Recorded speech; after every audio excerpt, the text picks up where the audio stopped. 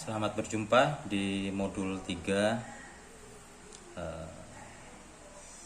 mata kuliah kriminologi mahasiswa FH/ISIP Universitas Terbuka. Dalam modul 3 ini kita akan mempelajari tentang korban kejahatan, kategorisasinya dan klasifikasi korban kejahatan. Diharapkan dalam materi ini mahasiswa dapat menjelaskan korban kejahatan, memberi contoh korban kejahatan, menjelaskan kedudukannya dalam sistem peradilan pidana, menjelaskan risiko dan kerentanan. Kegiatan belajar pertama yaitu kedudukan korban dalam sistem peradilan pidana. Pentingnya mempelajari korban kejahatan. Korban kejahatan adalah pihak yang selalu ada dalam terjadinya kejahatan. Walaupun dalam konsep kriminologis ada konsep tentang crime without victim atau kejahatan tanpa korban, seperti matinya pecandu heroin, gadis yang menjadi pelacur. Tetapi dalam dua kejahatan tersebut pelakunya sebenarnya adalah korban dari kejahatannya. Studi terhadap korban kejahatan ini baru berkembang pada tahun 1970-an. Sistem peradilan pidana selama ini lebih banyak membahas hak pelaku kejahatan. Awalnya tidak memiliki subsistem sistem peradilan pidananya untuk memperbaiki dan merehabilitasi korban kejahatan. Yang ada adalah subsistem untuk mempelajari, untuk merehabilitasi pelaku. Kita mengenal lembaga pemasyarakatan, tetapi untuk korban tidak ada subsistem dalam sistem peradilan pidana, mulai dari polisi, kejaksaan, pengadilan, sampai lembaga pemasyarakatan yang tujuannya untuk melakukan rehabilitasi terhadap korban. Dengan demikian seakan-akan korban mengalami penderitaan ganda. Pertama di tangan pelaku kejahatan, kedua di tangan sistem peradilan pidana tersendiri. Misal pada saat polisi ingin membuktikan kejahatan, sementara korban itu berharap agar setiap penjelasannya itu diterima oleh polisi. Jadi ada gap. Satu sisi korban menginginkan penjelasannya diterima, di sisi lain polisi akan memeriksa bukti-bukti yang ada, apakah ini kejahatan atau tidak. Atau bahkan apakah yang didengarkan korban dalam hal ini itu sebenarnya adalah korban atau pelaku dari kejahatan itu. Target dan perhatian polisi kepada pemenuhan minimal pembuktian, sementara harapan korban agar dilakukan pembalasan. Hambatan sistem peradilan pidana baik berdasarkan hukum pidana membedakan kejahatan yang serius dan pelanggaran yang ringan, atau karena prioritas penegakan hukum. Jadi hukum pidana lebih fokus kepada, sistem peradilan pidana lebih fokus kepada kejahatan-kejahatan serius. Sementara kejahatan-kejahatan yang ringan itu tidak menjadi prioritasnya. Padahal korban berharap setiap kejahatan yang menimpa dia itu kemudian ditangani. Selanjutnya, sistem peradilan pidana juga mengenal diskresi penuntutan yang ada di jaksa. Jaksa juga akan mendapatkan hambatan pada saat dia ingin membuktikan tuntutannya. Dia terbatas kepada bukti-bukti yang ada. Bukan berarti jaksa tidak mau membuktikan kejahatan, tetapi kadang keterbatasan tentang pembuktian itu tidak sesuai dengan harapan korban. Selanjutnya juga ada momen di mana terdakwa itu akan menghadapi korban akan menghadapi situasi yang tidak nyaman dalam peradilan, di mana penasihat hukum akan melakukan pembelaan terhadap terdakwa. Nah, pembelaan terhadap terdakwa itu akan dianggap sebagai, bagi korban yang tidak awam terhadap sistem peradilan pidana, dia akan melihat bagaimanapun seakan-akan tersangka atau terdakwa itu akan mencurangi sistem peradilan pidana. Terakhir adalah putusan pengadilan kadang tidak sesuai dengan harapan korban. Itu di mana korban itu seakan-akan mengalami penderitaan ganda di tangan pelaku dan di tangan sistem peradilan pidana. Ada macam-macam survei untuk mengenali korban, apa yang sedang terjadi dengan korban ini. Beberapa survei telah dilakukan tahun 94, itu di Milwaukee di Amerika Serikat, dengan 386 korban dilakukan survei. Inti dari survei itu ingin melihat bagaimana kepuasan korban terhadap sistem peradilan pidana. Ada yang mengembangkan skala baik, sangat baik, baik, sedang, dan buruk. Yang diukur adalah tentang misalnya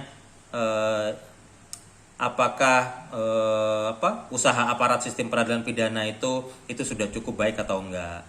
Efektivitas sistem peradilan pidana, apakah aparat dalam melakukan tugasnya itu bersikap sopan atau tidak. Itu yang diukur. Hasilnya secara umum korban paling banyak yang banyak membantu jaksa melakukan penuntutan itu sedikit merasa tidak puas. Semakin sering korban melihat terlibat membantu jaksa, semakin tinggi toleransi korban atas ketidaknyamanan. Nah, ini berkaitan dengan pemahaman korban atas kompleksitas sistem peradilan pidana. Kalau korban itu mengenal bagaimana sistem peradilan pidana itu dijalankan, maka dia akan mengerti sebenarnya harapannya dia itu akan terpenuhi atau tidak. Dia akan menoleransi bagaimana sistem peradilan pidana itu terbatas misalnya untuk memenuhi harapan-harapannya. Tetapi kalau pemahamannya kurang terhadap sistem peradilan pidana dan ekspektasinya tinggi terhadap sistem peradilan pidana, maka cenderung korban ini itu untuk tidak puas terhadap sistem peradilan pidana. Tetapi survei atas korban kejahatan ini itu hanya berlaku untuk kejahatan berat. Sementara untuk kejahatan-kejahatan ringan itu cenderung untuk mengalami ketidakpuasan. Biasanya kejahatan ringan itu akan ditindaklanjuti oleh kepolisian kalau korban melaporkan. Kalau di situ betul-betul ada polisi atau tertangkap tangan oleh polisi misalnya, gitu kan. Sementara kalau tidak, polisi cenderung abai, cenderung kemudian itu tidak tahu bahkan kan, dan tidak diproses. Itu yang kemudian membuat korban kejahatan ringan itu akan cenderung untuk tidak puas. Survei atas korban yang lain di Brooklyn dan Newark tahun 92 oleh Farrell, gitu kan. Untuk mengetahui apa alasan korban itu puas dan apa alasan itu korban itu tidak puas, gitu. Mereka yang puas mengatakan pelaku dihukum bagaimanapun bentuknya, yang penting dihukum pelakunya. Kemudian mengatakan puas karena mendapatkan perlindungan atas pengaduan. Kemudian puas karena telah dilakukan sesuatu atas pengaduannya. Pengaduannya tidak dibiarkan tetapi diproses. Selanjutnya ada yang mengatakan puas karena keadilan itu ditegakkan. Ini adalah alasan yang terbanyak. Sebagian puas mesti pelaku tidak dipidana, yang penting itu diproses. Sementara yang tidak puas itu 51% itu banyak sekali tidak puas itu. Tidak puas itu karena pidana kepada pelaku tidak sesuai keinginan korban. Ini ekspektasi hukuman setelah di pengadilan itu ternyata nggak sesuai dengan harapan korban. Korban itu juga tidak puas karena tidak mengalami ganti kerugian.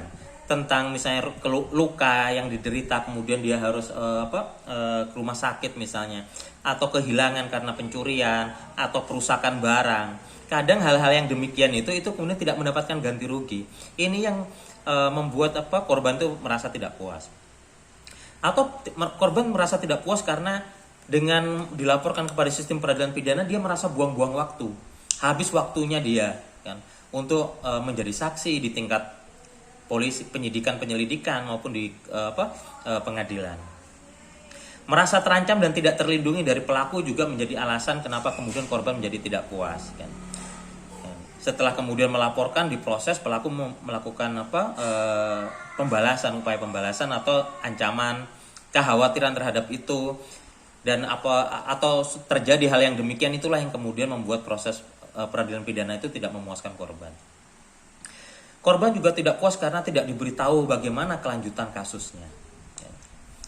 Ada survei yang lain, survei nasional atas kejahatan di Amerika Serikat, ini menunjukkan bagaimana sebenarnya karakter korban itu. Dalam survei tahun 84 itu dilakukan oleh Lauritsen dan Quinet tahun 95.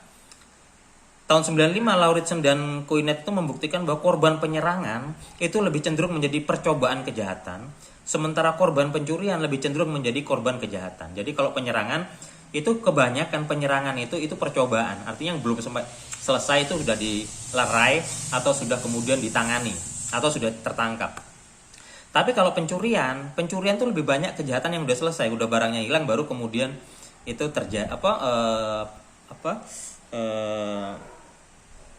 terungkap misalnya itu kan bahwa barangnya hilang misalnya itu kan.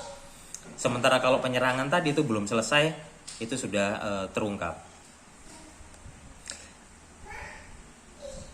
Untuk pencurian tahun 84 itu dibuktikan bahwa ternyata korban itu banyakan itu menderita kerugian di bawah $50 Amerika Serikat. Sementara di atas itu sedikit. Survei nasional juga menunjukkan bahwa lelaki itu cenderung menjadi korban pencopetan dibandingkan perempuan yang cenderung menjadi korban pencopetan atau penjambretan. Lelaki cenderung menjadi korban penyerangan dibandingkan perempuan, tetapi perempuan korban penyerangan lebih cenderung luka-luka, sementara lelaki cenderung menjadi korban percobaan penyerangan. Jadi kalau laki-laki untuk kejahatan kekerasan, itu korban laki-laki itu korban percobaan penyerangan. Jadi nggak sampai luka. Ya. Sementara perempuan itu lebih cenderung sampai luka-luka penyerangannya. Gitu. Jadi ini kita akan mencoba untuk bagaimana mempelajari korban itu, kita bisa mengetahui lebih dalam lagi bagaimana sebenarnya kejahatan itu terjadi dan bagaimana kejahatan itu bisa kaitannya dengan pelaku itu, karakteristiknya itu seperti apa. Kejahatan penyerangan lebih cenderung mengakibatkan cedera dan luka-luka jika korbannya dari golongan usia tua. Kalau usianya tua, penyerangan itu sampai luka. Tapi kalau usianya muda, penyerangan itu nggak sampai luka. Itu survei, kan, data statistik. Sementara berkaitan dengan ras, kan, orang kulit hitam lebih banyak menjadi korban penyerangan yang mengakibatkan luka dibandingkan mereka yang berkulit putih. Korban-korban penyerangan kalau kemudian dihitung, kan, tahun 84 dan 95 tadi oleh Lauritsen dan Farrell, itu kemudian di Amerika Serikat itu menunjukkan yang korban orang kulit hitam, penyerangan kulit hitam itu cenderung itu luka. Sementara korban penyerangan orang kulit putih itu tidak luka. Gitu. Orang korban berkulit hitam paling banyak menjadi korban penjambretan atau pencopetan dan penyerangan. Korban berpenghasilan tinggi, sementara korban yang punya status ekonomi tinggi, kan, punya penghasilan yang tinggi, kerugiannya juga tinggi. Sementara korban yang penghasilannya rendah juga dalam konteks pencurian, dia kerugiannya juga rendah. Penjelasan-penjelasan lain itu bisa didapatkan dengan mengumpulkan data statistik itu. Misalnya berkaitan dengan tempat kejadian, waktu kejadian, jumlah pelaku, penggunaan senjata, kerugian ekonomi, dan lain-lain. Dengan mempelajari tentang korban ini, kita bisa lebih baik lagi mempelajari tentang kejahatan. Karakter korban kejahatan bisa kemudian korban kejahatan itu adalah perorangan. Bisa juga korban kejahatan itu korporasi, misalnya pusat-pusat perdagangan yang dicuri. Korban atas pelanggaran hukum yang dilakukannya. Jadi korbannya adalah pelaku dari kejahatan itu sendiri. Tadi itu contohnya misalnya pecandu narkotika, pelacuran misalnya, terus kemudian homoseksual misalnya gitu. Karakter pelacuran, homoseksual, dan kecanduan narkotika ini pelakunya cenderung tidak melaporkan viktimisasi yang terjadi. Jadi proses untuk kemudian menimbulkan korban itu disebut sebagai viktimisasi. Suatu interaksi di mana antara pelaku kejahatan dengan korban kejahatan, antara pelaku seseorang dengan yang melakukan dengan korban itu berinteraksi dan menghasilkan salah satunya atau korbannya itu mengalami kerugian dan penderitaan, baik mental, fisik, psikis misalnya, ekonomi, misalnya finansial, demikian. Nah, untuk yang pelacuran, homoseksualitas, dan kecanduan narkotika itu pelakunya itu cenderung tidak melaporkan, gitu. Karena tidak dilaporkan, cenderung menguntungkan pihak yang lain. Siapa? Contoh misalnya konsumen pelacuran itu sendiri, misalnya itu pemucikarinya, misalnya itu. Pelaku kekerasan atas homoseksual, misalnya karena kemudian homoseksual merasa kemudian dia tuh minoritas, misalnya, kemudian dia cenderung untuk menutupi preferensi seksualitasnya agar tidak terekspos, agar tidak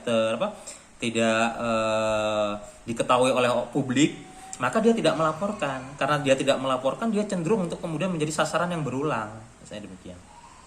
Pengedar narkotika ini diuntungkan dengan pecandu-pecandu narkotika yang tidak melaporkan. Mereka kan nggak mungkin melaporkan pecandu narkotika karena ya mereka jadi korban sekaligus pelakunya, gitu kan. Tetapi dengan demikian itu pengedar narkotika itu diuntungkan. Kenapa? Karena pengedar narkotika itu akan mendapatkan keuntungan dengan menjual narkotika secara finansial, diuntungkan dia kepada pecandu itu. Nah, pecandu narkotika juga rentan mengalami viktimisasi. Dia kemudian mengalami penderitaan juga dari sistem kepolisian yang korup, ya, dan struktur sosial yang menyebabkan ketegangan dan penderitaan. misalnya di kalangan menengah, misalnya dalam perkotaan-perkotaan yang kemudian itu dituntut bekerja keras, misalnya harus memenuhi target, harus memenuhi tuntutan perusahaan. Dengan ketegangan-ketegangan yang demikian, untuk mengurangi ketegangan itu, dia kemudian melakukan mencoba relaksasinya dengan menggunakan narkotika. Jadi sebenarnya mereka juga pecandu narkotika itu bisa juga diawali dengan kekerasan yang lain, penderitaan yang sebelumnya terjadi, yaitu stres. Gitu. Dalam struktur sosial tertentu, dalam target-target masyarakat perkotaan, dia stres, itu adalah suatu viktimisasi juga, membuat dia menderita, membuat dia menderita dan rugi, kemudian dia bisa mengarah kepada pecandu narkotika, dan itu juga membuat dia itu menjadi korban selanjutnya. Nah, survei-survei terhadap korban ini juga memiliki keterbatasan. Keterbatasannya adalah korban itu selain kemudian data ini adalah data statistik yang formal atau data statistik yang dilaporkan misalnya, kan? Survei atas korban itu juga terbatas kepada orang yang muda, miskin, dan kaum minoritas. Sementara mereka yang tidak muda, miskin, dan kaum minoritas itu memang cenderung tidak menjadi korban awalnya, gitu kan. Itu.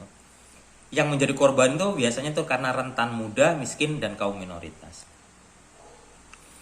Nah, ada teori kaitan antara kejadian viktimisasi, kejadian terjadinya korban itu dengan gaya hidup yang dilakukan oleh Fickelhor, Asdigian tahun 1996. Probabilitas terjadinya viktimisasi secara langsung berkaitan dengan seberapa banyak waktu yang dihabiskan seseorang di arena publik, khususnya pada malam hari. Kalau seseorang itu banyak meluangkan waktunya di arena publik di malam hari, maka ada kaitannya kemungkinan dia semakin besar untuk mengalami viktimisasi. Gaya hidup seseorang mempengaruhi probabilitas seseorang berada di arena publik. Bagaimana gaya hidupnya dia, itu kemudian membuat dia itu harus berada dalam ruang publik. Sementara gaya hidup yang lain mungkin itu tidak membuat dia berada di ruang publik.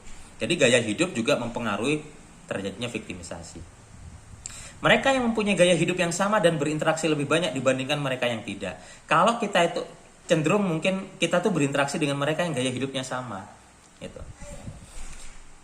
Nah, mereka yang berada dalam daerah dan ciri geografis yang sama dengan pelaku cenderung menjadi korban. Nah, ini data statistik juga ya. Kalau kemudian dia hidup di daerah dan ciri geografis yang sama dengan pelaku, dia juga cenderung menjadi korban. Waktu yang dihabiskan oleh seseorang bersama orang yang bukan anggota keluarganya sangat tergantung pada gaya hidupnya. Semakin sering seseorang menghabiskan waktunya dengan orang lain yang bukan anggota keluarganya, makin besar kecenderungannya untuk mengalami viktimisasi. Kriminologi dan signifikansi viktimologi. Kriminologi kita tahu dia mempelajari penjahat serta struktur sosial di mana adanya kejahatan atau hubungan-hubungan yang ada dalam struktur sosial guna menjelaskan kejahatan. Jadi intinya dia menjelaskan kejahatan. Kejahatan itu bisa terjadi faktornya baik dari individu maupun dari faktor sosial. Gitu. Sementara viktimologi menekankan bahwa kejahatan ini terjadi, ini adalah tanggung jawab bersama antara korban dan pelaku.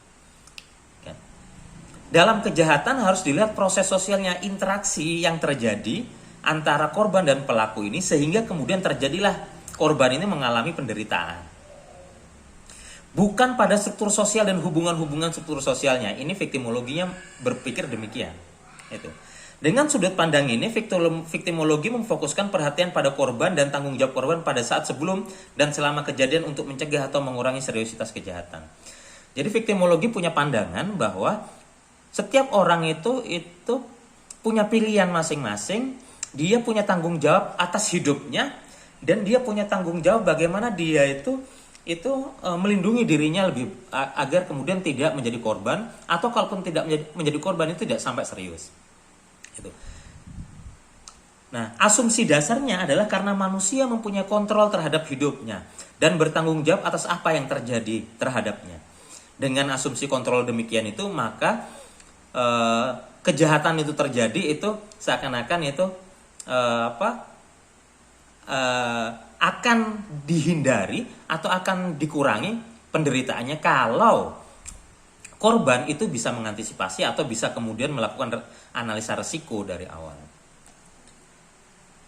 11 macam korban kejahatan berdasarkan alasan mengalami viktimisasi. Hans von Hertig itu melakukan membuat kategori korban itu berdasarkan alasan-alasannya. Kenapa kemudian dia alasan menjadi korban? Pendapat itu dikemukakan oleh Hans von Hertig dalam Wells dan Rankin tahun 1995. Yang pertama, mereka yang tergolong muda karena memiliki tubuh yang lemah. Yang kedua, perempuan karena lemah. Yang ketiga, orang tua juga karena lemah. Yang keempat, mereka yang lumpuh mental atau keterbelakangan mental, kecanduan narkotika, obat, alkohol, karena mereka tidak belajar mempertahankan diri atau mengenali bahaya. Yang kelima, imigran, kaum minoritas karena tidak mendapatkan respek dari masyarakatnya. 6 orang yang tertekan karena keapatisannya membuat rentan terhadap viktimisasi. 7 orang yang serakah, keserakahannya mendorong mengalami viktimisasi. 8 perempuan jalang karena sensualitasnya membuat orang lain berbuat jahat kepadanya. 9 para penyendiri dan orang yang patah hati yang sangat membutuhkan teman sehingga mengabaikan perlindungan dirinya. 10 para penyiksa pasangan atau anaknya yang kemudian menyebabkan perlawanan dari pasangan dan anaknya. 11 orang bebas yang nekat dan menyerang korban karena merasa hidupnya hancur dan tidak dapat melindungi diri. Orang yang tidak dapat melindungi diri dari suatu perbuatan yang merugikan dia, kadang dia nekat untuk kemudian melakukan pembalasan, untuk melakukan penyerangan. Nah, selanjutnya korban kejahatan dan pelaporan kejahatan. Korban diposisikan sebagai pihak yang juga menanggung kesalahan dalam konteks terjadinya kejahatan. Itu posisi demikian dikemukakan oleh Stephen Shaffer dalam bukunya Victimology, The Victim and His Criminal. Diulas juga oleh Lurigius, Kogan, dan Davis tahun 1990. Selain pelacur, homoseksual, dan pecandu narkotika, banyak korban dari kejahatan lainnya yang tidak melaporkan kejahatan yang dialami. Ternyata bukan hanya pelacuran, pecandu narkotika, dan homoseksualitas yang kemudian tidak melaporkan. Banyak sekali korban itu tidak melaporkan, korban kejahatan yang lain itu tidak melaporkan viktimisasi yang mereka alami. Kan? Mengapa? Dalam survei nasional kejahatan tahun 84 di Amerika Serikat terungkap bahwa korban menganggap kejadian tidak terlalu penting, kemudian menganggap telah dilaporkan oleh orang lain, juga menganggap tidak ada bukti, menganggap polisi tidak mau direpotkan. Barang yang dicuri tidak memiliki nomor identifikasi sehingga susah untuk ditemukan dan kemudian tidak dilaporkan. Barang yang dicuri telah ditemukan atau gagal diambil, maka walaupun perbuatannya itu sudah mulai terjadi atau percobaan itu telah terjadi, tapi itu tidak dilaporkan. Merasa sangat merepotkan apabila melaporkan, biarin aja misalnya gitu kan, wadah cuman segini misalnya kayak gitu. Polisi dianggap tidak efisien, tidak efektif, tidak sensitif kalau dia kemudian harus melaporkan, mending seakan-akan nggak perlu lah itu, atau malah repot misalnya kayak gitu. Takut atas tindakan balas dendam pelaku. Itu studi yang dilakukan oleh Lauritsen dan Quinet tahun 1995. Korban kejahatan dan pelaporan kejahatan. Korban pencurian yang tidak melapor 71%. Kejadian pencurian itu 71% dari kejadian pencurian. Jadi banyak pencurian itu yang tidak melaporkan. Surveinya itu 71,5%. Itu yang Lauritsen dan Quinet ya tahun 95 di Amerika Serikat. Sementara percobaan pencurian lebih banyak lagi, 79,6 itu yang tidak melaporkan. Korban penyerangan yang mengakibatkan luka-luka lebih banyak melaporkan dibandingkan korban yang tidak mengalami luka-luka. Kalau tidak mengalami luka-luka cenderung tidak melaporkan. Korban perempuan lebih banyak yang melaporkan, korban laki-laki kurang banyak melaporkan. Korban kulit hitam lebih banyak melaporkan kejadian kekerasan, sementara korban kulit putih lebih banyak melaporkan pencurian. Lauritsen dan Quinet tahun 1995. Ya. Alasan para korban melaporkan kejadian viktimisasi, mengharapkan barang yang dicuri itu dikembalikan supaya kejadian tidak berulang, mendapatkan klaim asuransi, ditemukan barang bukti, membutuhkan pertolongan saat kejadian. Kalau kemudian ternyata kejadian itu dia butuh pertolongan, mau nggak mau dia kemudian melaporkan. Apa yang kemudian membuat korban itu melaporkan? Dilakukan studi dan variabel-variabelnya diantaranya itu apakah korban itu terikat dengan komunitasnya.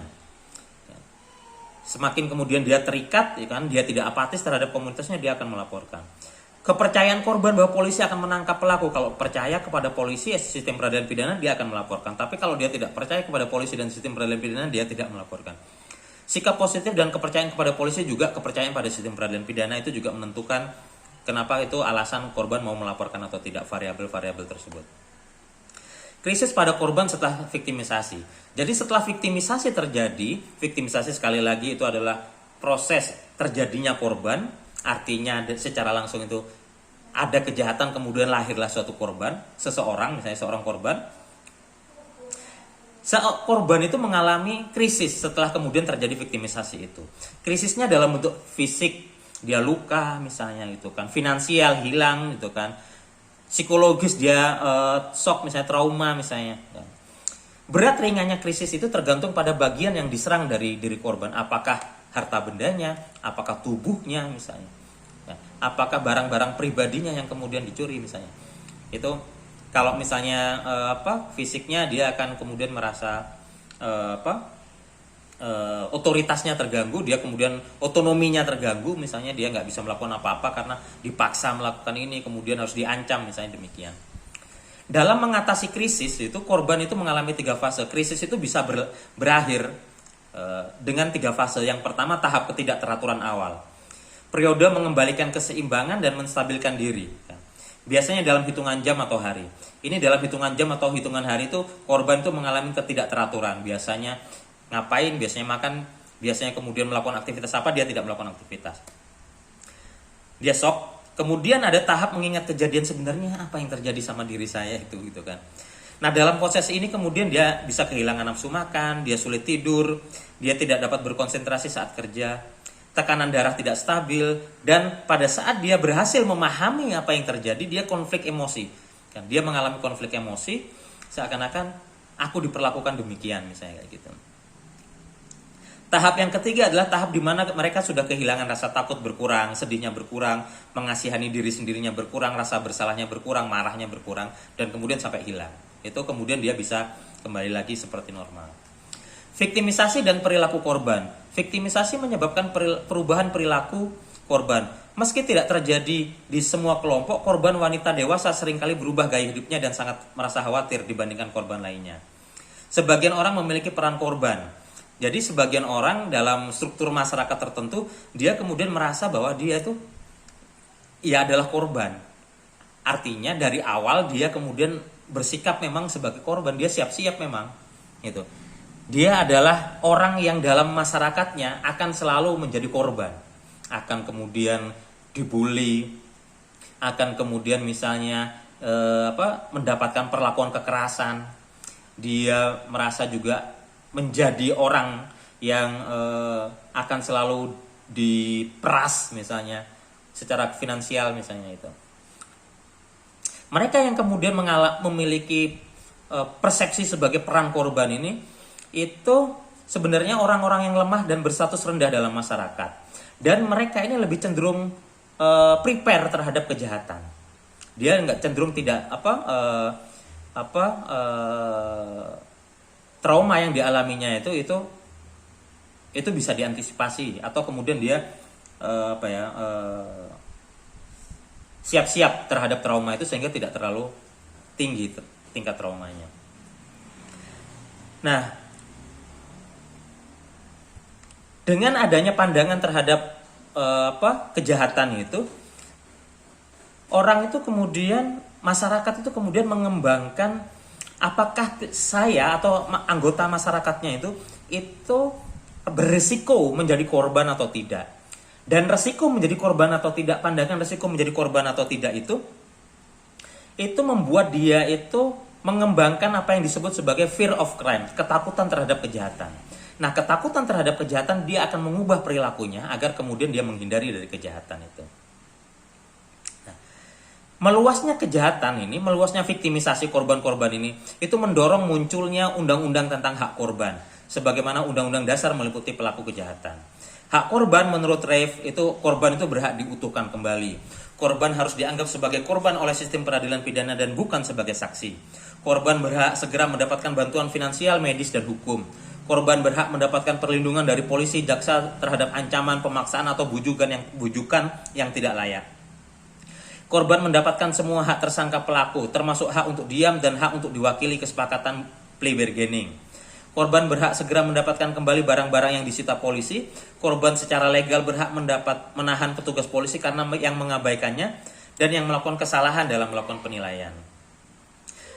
Dengan studi-studi tentang korban ini, maka muncullah program-program guna melindungi korban kejahatan. Apa saja? Misalnya restitusi, yang kedua kompensasi dan advokasi. Restitusi itu penggantian dari pelaku, kompensasi penggantian dari pihak ketiga, dalam hal ini mereka yang punya tanggung jawab untuk keamanan, dalam hal ini negara, dan advokasi dari aparatur negara, misalnya untuk kemudian membela dari korban ini. Jika tidak ada tidak cukup untuk ketentuan atau jaminan hukum untuk kemudian melakukan penggantian kerugian atau restitusi tadi itu, maka ada Fatah tahun 1989 melakukan penelitian. Ada beberapa alternatif, misalnya menuntut orang yang membuatnya terluka. Korban mendapat pergantian dari pihak ketiga yang punya kewajiban mencegah hukum, ini kompensasi tadi. Perusahaan asuransi, kalau dia punya asuransi, kalau tidak, ya dia tidak mendapatkan asuransi. Bantuan dari badan sosial, bantuan medis atau bantuan kesejahteraan sosial. Sumber-sumber dananya bisa dari negara, bisa dari komunitas. Undang-undang tentang kompensasi, ini untuk kemudian kalau restitusi itu kemudian tidak memungkinkan untuk dilakukan. Penggantian kerugian dari pelaku itu tidak memungkinkan, maka kompensasi dilakukan. Advokasi korban kejahatan itu program-program alternatif untuk kemudian kalau memang undang-undangnya itu tidak cukup mumpuni. Studi terhadap korban yang baru muncul tahun 70 ini lebih sedikit dan lebih belakangan dibandingkan studi terhadap pelaku kejahatan. Dan terdapat fenomena korban kejahatan yang tidak melaporkan banyak adanya kejahatan, korban kejahatan mengalami krisis, dan meluasnya viktimisasi mendorong munculnya undang-undang tentang hak korban. Kegiatan belajar 2, risiko viktimisasi. Kejahatan, risiko viktimisasi, dan fear of crime. Sebelumnya kita sudah membahas tentang fear of crime. Kejahatan menimbulkan gejala fear of crime di masyarakat atau ketakutan terhadap kejahatan di masyarakat. Ketakutan terhadap kejahatan ini sebenarnya adalah persepsi dari individu saja, itu kan. Sebenarnya perseptual, tergantung individu yang bersangkutan mengukur kerentanan dirinya untuk menjadi korban. Dia rentan menjadi korban atau tidak. Fear of crime diartikan sebagai kondisi ketakutan dari anggota masyarakat yang potensial menjadi korban kejahatan atau merasa dirinya rentan dalam hal dikenai ancaman kejahatan atau kejahatan itu sendiri. Bagaimana masyarakat melakukan penilaian risiko terjadinya kejahatan itu menghasilkan fear of crime dan membuat kajian kriminologi dan viktimologi, dan menjadi kajian viktimologi dan kriminologi. Maka fear of crime juga menjadi kajian viktimologi dan kriminologi. Penilaian risiko oleh individu didapatkan dari informasi yang didapat dari pengalamannya langsung dan dari jaringan sosial atau medianya. Tetapi pengalaman tidak langsung itu juga sangat menonjol untuk membentuk persepsi tentang fear of crime. Analisa risiko viktimisasi. Selain untuk mengetahui bagaimana membentuk fear of crime dan mengubah perilaku potensial, melakukan analisa risiko juga digunakan untuk memahami hubungan antara pelaku dan korban dalam terjadinya kejahatan. Analisa risiko viktimisasi itu bisa digunakan bukan hanya kemudian mengubah perilaku seseorang, tetapi untuk mengetahui misalnya kenapa kemudian sampai terjadi perbuatan yang demikian itu, kejahatan itu, atau sampai terjadi viktimisasi. Misalnya, dari korban ini memiliki risiko demikian, kemudian pelakunya itu kemudian membuat pelakunya itu bisa melakukan kejahatan yang seperti itu, misalnya demikian. Penting diingat bahwa korban tidak bertanggung jawab atas terjadinya kejahatan. Bukan berarti korban itu bertanggung jawab atas kejahatan yang terjadi, enggak. Setiap orang mempunyai saat-saat rawan dan dalam kehidupannya. Tetapi saat-saat rawan itu tidak berarti pelaku itu berhak melakukan pelanggaran yang membuat penderitaan terhadap korban. Kategori risiko korban. Risiko korban adalah besarnya ekspos yang kemungkinan untuk mengalami penderitaan atau kerugian. Jadi risiko korban itu sampai seberapa besar sih kemungkinan orang itu membuat dirinya itu mengalami penderitaan atau kerugian. Kategorinya ada low risk victim kalau seseorang korban itu individu yang kepribadiannya, pekerjaannya, gaya hidupnya secara normal tidak membuatnya terekspos dalam kemungkinan terjadi penderitaan dan kerugian. Itu low risk victim. Yang kedua, medium risk victim. Individu yang kepribadian, pekerjaan, dan gaya hidupnya dapat mengekspos ke berbagai kemungkinan terjadinya penderitaan dan korban. High risk victim, korban dengan risiko yang tinggi. Individu yang kepribadian, pekerjaan, dan gaya hidupnya terus-menerus mengekspos ke dalam berbagai kemungkinan mengalami penderitaan atau kerugian. Misal low risk victim kalau di buku modul itu orang yang kerjanya ya misalnya taruhlah dalam suatu ruangan terus misalnya gitu kan, dia nggak banyak interaksi dengan dunia luar misalnya kayak gitu. Itu paling penderitaan atau kerugian yang dia alami itu kalau dia misalnya bukan prestasi, ada kliennya yang kemudian nggak bayar dia misalnya kayak gitu tuh. Yang medium risk victim itu kalau kemudian dia itu misalnya contoh ya pekerjaan, kalau dia itu misalnya gaya hidup dia kemudian harus keluar malam misalnya gitu kan, ada shift malam, ada shift pagi, dia harus ini. Yang high risk victim kalau dia misalnya selalu pekerjaannya memang malam hari dan di tempat terbuka misalnya kayak gitu tuh, dan berinteraksi dengan berbagai macam orang misalnya gitu kan, dan itu yang membuat dia itu gaya hidupnya, pekerjaannya itu resikonya tinggi untuk menjadi korban. Resiko gaya hidup adalah istilah yang berkaitan dengan semua risiko yang ada karena kepribadian, pekerjaan, dan lingkungan sosialnya. Keadaan tertentu, kebiasaan atau kegiatan tertentu cenderung meningkatkan kemungkinan seseorang mengalami penderitaan atau kerugian yang juga dipengaruhi oleh karakter pribadi yang dimilikinya. Walaupun ada gaya hidup yang demikian, tapi kalau kepribadiannya juga mungkin nggak terlalu cenderung untuk terekspos, dia masih lebih mending. Tapi kalau kepribadiannya juga meningkatkan menjadi terekspos, dia juga semakin parah resikonya. Contoh kepribadiannya yang membuat dia terekspos misalnya agresivitas, kemarahan, luapan emosi berlebihan, hiperaktif, impulsif, kecemasan, kecenderungan berperilaku adiktif, kecenderungan berperilaku self-destruktif, fobia, masalah dengan penguasa, kepasifan, kurang percaya diri, depresi atau keputusan, macam-macam kepribadian yang membuat kadangkala seseorang itu menjadi lebih terekspos menjadi korban. Ada juga resiko bukan dari gaya hidup, tapi resiko dari aspek kondisi sosial dan ekonomi budaya. Ada yang disebut sebagai korban struktural, viktimisasi struktural, yaitu viktimisasi yang diakibatkan oleh ada dan tidaknya unsur-unsur sosial tertentu serta pelaksanaannya. Contoh anak yang kemudian itu cenderung menjadi korban dari orang yang lebih dewasa. Kan anak dalam masyarakat yang tidak menghargai perkembangan anak itu cenderung lebih parah menjadi korban. Contoh misalnya pelacuran anak, misalkan. Pelacuran anak itu juga karena berkaitan dengan mekanisme pasar, ada supply and demand, kebutuhan industri pariwisata, kan. Dan juga ada kecenderungan sebagian pelaku itu memang orientasi seksualnya itu senang dengan objek seksual, anak sebagai objek seksual, misalnya. Mempekerjakan anak lebih mudah dibandingkan perempuan dewasa, misalnya. Aturan hukum menangani perdagangan anak kurang cukup mumpuni, itu juga masalah-masalah sosial budaya yang membuat seseorang itu menjadi lebih berisiko. Jadi resikonya bukan dari pribadi tapi dari struktur sosialnya. Ada juga kekerasan dalam kehidupan sehari-hari yang itu seakan-akan udah biasa dan tidak disadari oleh korbannya. Korban tidak merasa itu menjadi korban karena kekerasan itu memang adalah suatu kekerasan yang seakan-akan memang itu biasa dalam masyarakat itu, walaupun tentu tidak, dalam perspektif tertentu itu tidak bisa kemudian dianggap biasa. Kekerasan dalam kehidupan sehari-hari berkaitan dengan struktur sosial yang berlaku dalam masyarakat. Nah misalnya dalam masyarakat kelas menengah tadi itu stres misalnya itu kan orang yang mengalami stres itu nggak kemudian merasa jadi korban kejahatan gitu kan. Walaupun struktur sosialnya itu memang kerja memang misalnya 14 jam per hari, dia harus dituntut demikian dalam masyarakat, membuat dia bekerja terus menerus misalnya, itu kan seakan-akan memang kalau nggak bekerja tentu kan dia nggak bisa mencukupi kebutuhan hidupnya misalnya.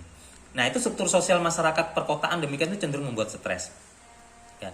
Dan stres itu juga adalah salah satu kejahatan di kelas menengah yang dilakukan oleh studi Kleinman tahun 1996 di Amerika Serikat. Ada juga hemofilia, penderita hemofilia yang darahnya itu susah beku misalnya, itu juga menjadi korban karena korban white collar crime, korban kerah putih oleh perusahaan-perusahaan misalnya karena dia itu perusahaan yang memasok darahnya misalnya demikian. Tuh.